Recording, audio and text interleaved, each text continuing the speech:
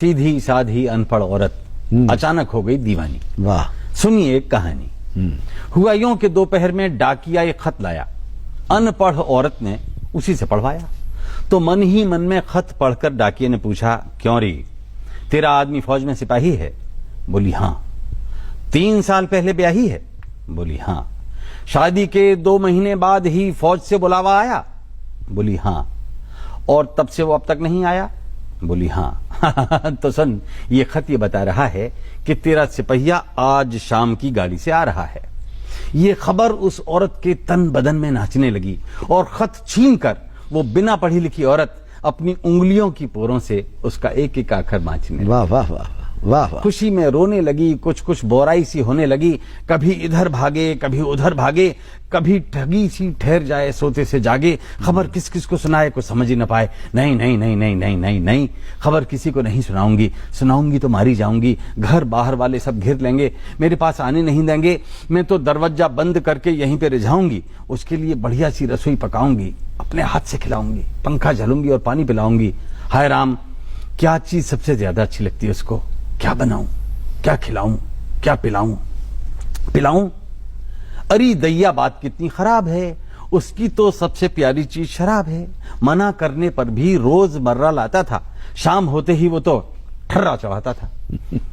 पर अब ऐसी चीज किससे मंगवाऊं? खातिर करनी है तो एक दिन की छूट दे दूंगी, कुछ उल्टी सीधी नहीं कहूंगी, लेकिन ठर्रा कहां से आए? ऐसी चीज भला किससे मंगवाए?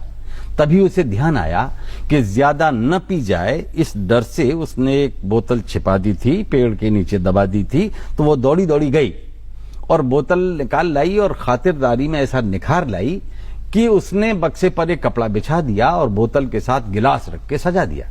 और इंतजारी की बेकरारी में सोचने लगी कि एक बार तो उसने मुझसे भी कहा था कि पी।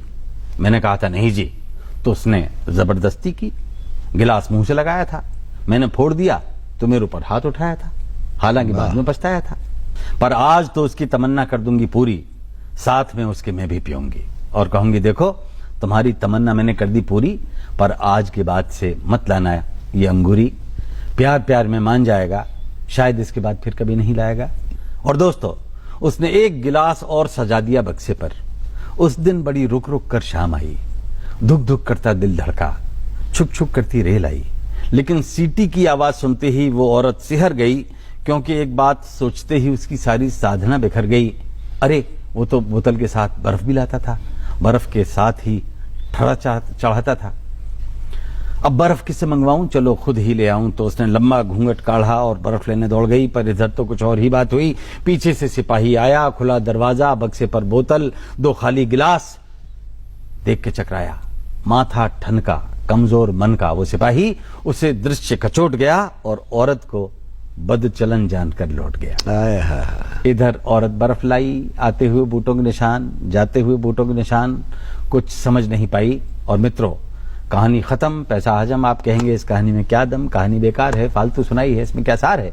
तो मित्रों, चमन के मित्रों, ये कहानी मैंने आपको इसलिए सुनाई है कि आप इतने सारे लोग इसे सुने और कभी संयोग से किसी गली में, सड़क पर, मोहल्ले में या बाजार में वो फौजी आपको मिले तो उसे असलियत बता देना, उसे समझा देना कि तेरी औरत आज भी तेरे आते हुए बूटों के निशानों पर उंगलियां फिरा रही है और तेरे जाते हुए बूटों के निशानों को अपने आंसुओं से मिटा रही है। लौट जा, लौट जा, लौट जा, उसका बहुत ऊंचा चरित्र है।